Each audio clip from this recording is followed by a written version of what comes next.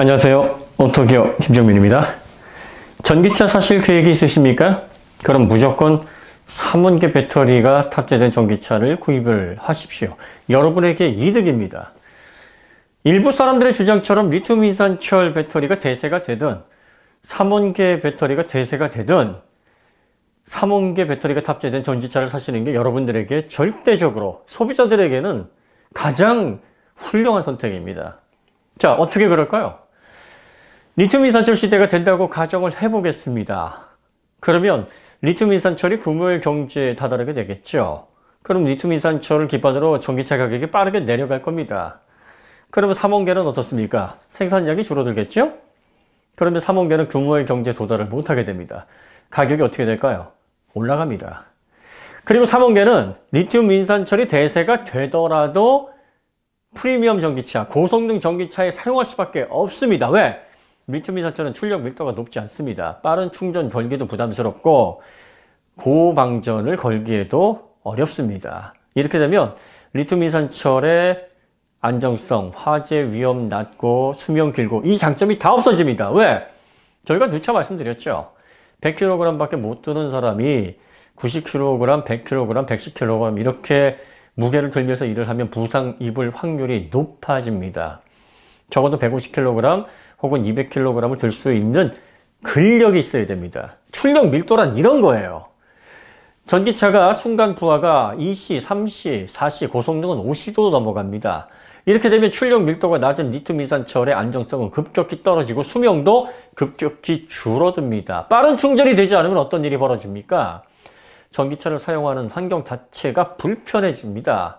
전기차에서 가장 문제가 되는 게 중량 증가인데 중량을 줄여낼 수 있는 가능성도 없어지죠. 근데 3원계는 어떻습니까? 밀도를 계속 양극재 공정 개선을 통해서 높여나가고 있습니다. 이렇게 되면 리튬 인산철이 탑재된 전기차와 3원계 배터리를 탑재한 전기차의 간격은 더 넓어질 수밖에 없죠. 더 다양한 환경에서 편리하게 쓸 수 있고 출력 밀도가 높으니 고출력 걸기도 쉽고 빠른 충전이 가능하고 경량화에도 이득이 된 이 3원계 배터리가 탑재된 전기차의 가치는 리튬 인산철 전기차가 대세를 이룰 만큼 높아집니다.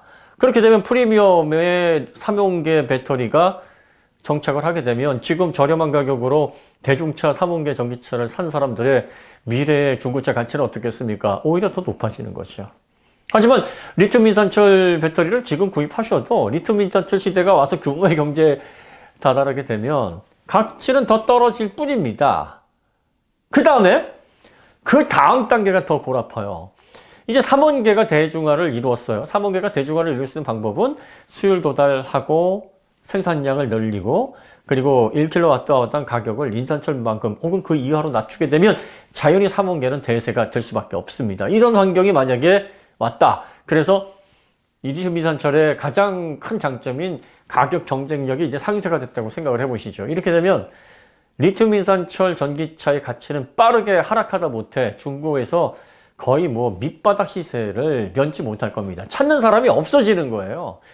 아니 3원계 더 밀도가 높고 다양한 환경에서 불편 없이 사용할 수 있고 빠른 충전 가능하고 이런 고품질, 고밀도 배터리가 리튬 인산철보다 저렴한데 그래서 일회 충전당 거리도 길고 겨울철에 불편성도 덜한 이런 배터리가 판매되고 있는데 누가 리튬 인산철 전기차를 찾으려고 하겠습니까?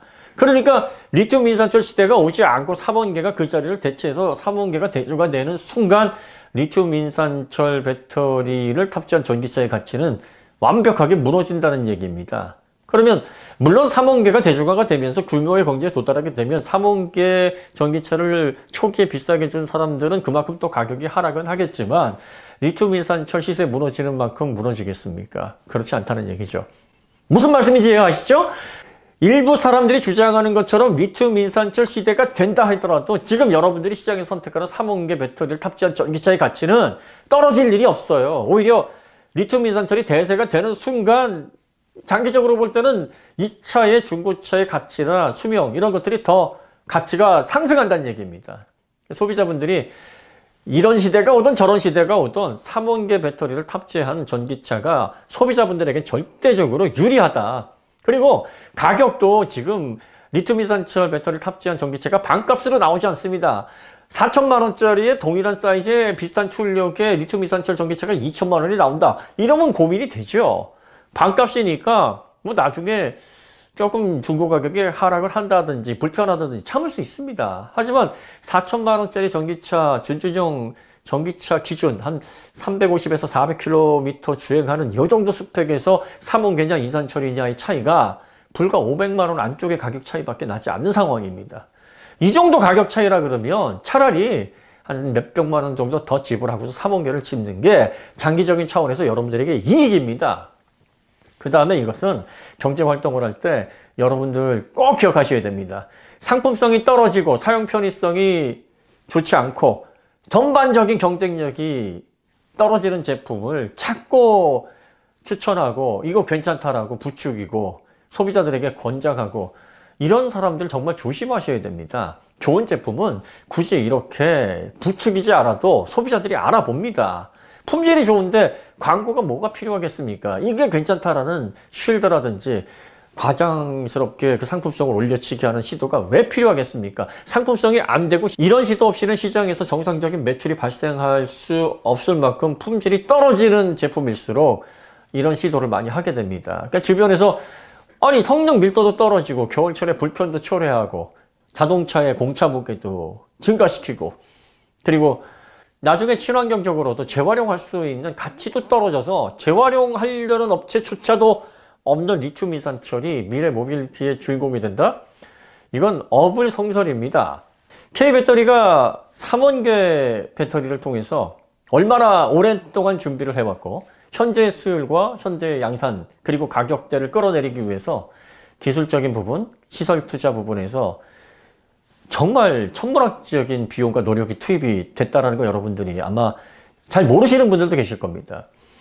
미래 50년, 100년을 준비하기 위해서 모빌리티의 새로운 혁명이 되는 전기차의 가장 기본이 되는 배터리 사업을 정말 오래전서부터 차근차근 준비를 해왔습니다. 그러다 보니까 중국이 이걸 빠르게 따라올 수 있으려면 지금 3원계 K배터리에서 걸어놓은 특허만 해도 7만 개 이상인데 의회에서 더 품질 좋은 3원계를 만들 수 있는 방법 자체가 현재 막혀 있습니다. 스태킹 공법을 비롯해서 수율 안정화 전 과정에 이르러서 K배터리에게 기술 라이센스를 사오지 않고서 자기네들이 스스로 독자적으로 기술을 개발해서 그보다 더 고품질, 더 안정적인 수율의 3원계를 만들어낸다는 건 사실상 불가능한 상황입니다. 출발부터 큰 벽에 부딪히게 된 거죠.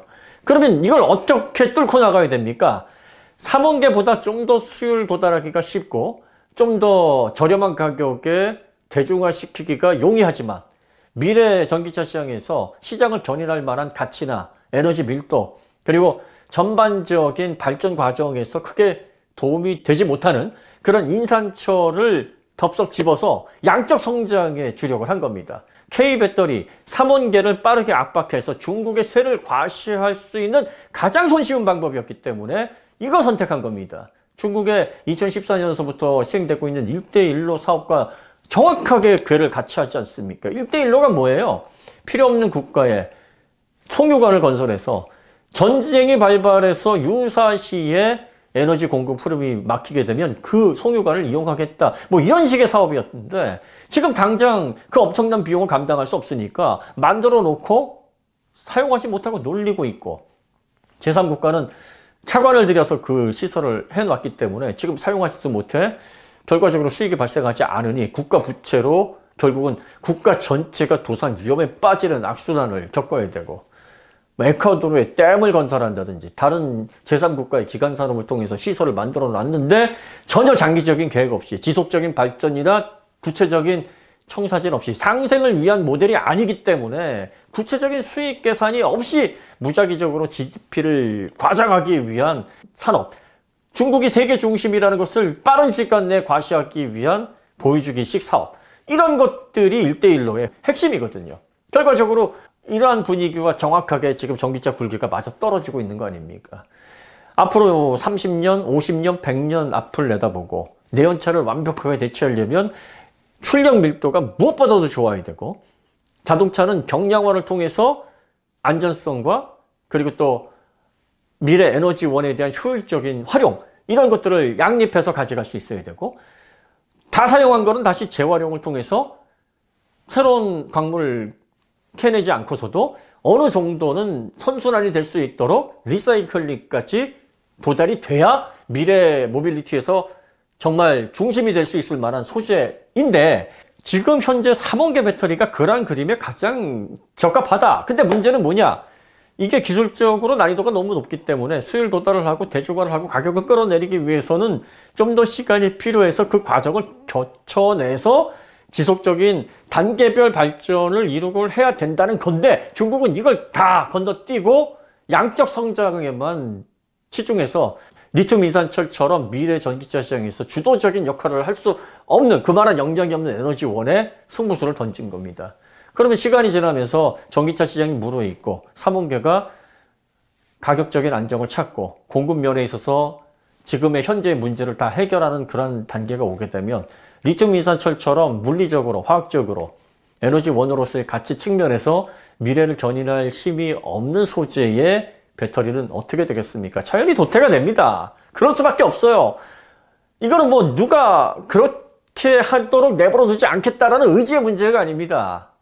순리적으로 그렇게 될 수밖에 없고, 결과적으로 이렇게 되면 파워뱅크나 ESS 쪽으로 밀려나게 될 텐데, 2030년 정도면은 가격적으로 엄청난 이점을 가지고 있는 데다가 리튬 이산철의 절반이면 만들 수 있는 그런 에너지원인 데다가 리튬 이산철의 치명적인 단점인 저온 사용성까지도 해결한 소듐 전지가 대중화가 돼서 이제 그 ESS의 자리까지에서도 밀려날 수밖에 없는, 한시적으로 사용할 수 있는 땜 방식의 기술에 미래를 건다? 말도 안 되는 얘기입니다.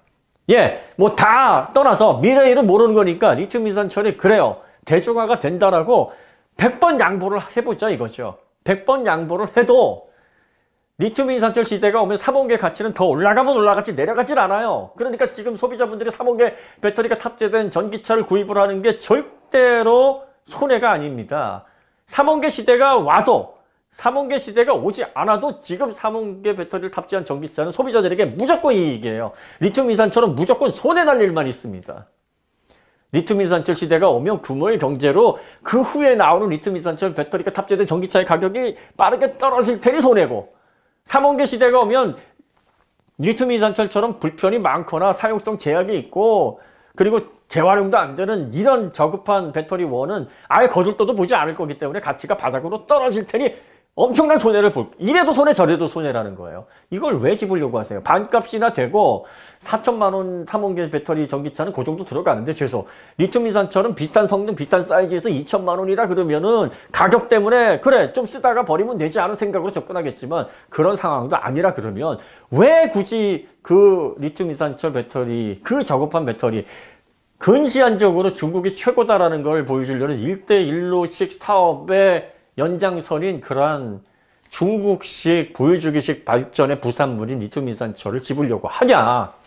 그리고 이렇게 저급한 물건, 상품성이 안 되거나 경쟁력이 떨어지는 걸 자꾸 관심 가져라, 구입해라, 이런 것들을 추천합니다 하는 사람들의 목적은 단 하나입니다. 생기는 게 있으니까 그러는 거예요. 왜? 이렇게 경쟁력이 떨어지는 걸 팔려면 누군가가 자꾸 부채질을 해줘야 됩니다. 부채질을 좀 해주십시오. 요구를 하겠죠. 잘 팔리는 제품들, 성능이 좋은 제품들, 경쟁력 있는 제품들은 얘기 안 해도 다 알아봅니다. 아, 좋은데 왜 안 사겠어요? 그런데 좋은데 가격의 문제니까, 비싸니까 이 생각을 하기 때문에 안 사는 건데, 잘 비교를 해보세요. 몇 퍼센트 차이도 안 납니다. 4천만 원짜리 전기차를 사는데 500만 원 이상 차이가 안 나요. 비슷한 스펙으로 놓고 보면. 그러면 전반적으로 뭐 4천만 원 정도인데 500만 원이면 10%좀 넘잖아요. 이 차이를 줄여보겠다고, 이 정도 돈을 절약해보겠다고 그 불편한 리튬 이산철을 구입할 필요가 뭐가 있냐.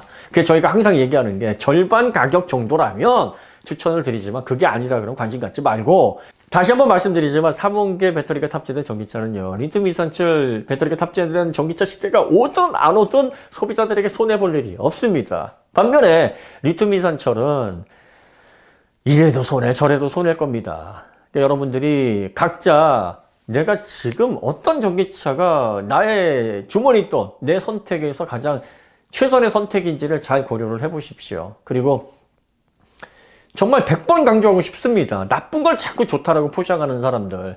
아닌데 상품성이 경쟁력이 떨어지는데 괜찮다라고 하는 사람들은 정상적인 거 아니에요. 아니 안 괜찮은 걸 안 괜찮다고 얘기하는 사람이 정상적인 거지. 안 괜찮은 걸 굳이 좋다라고 사람들을 설득하려는 이유가 뭐냐.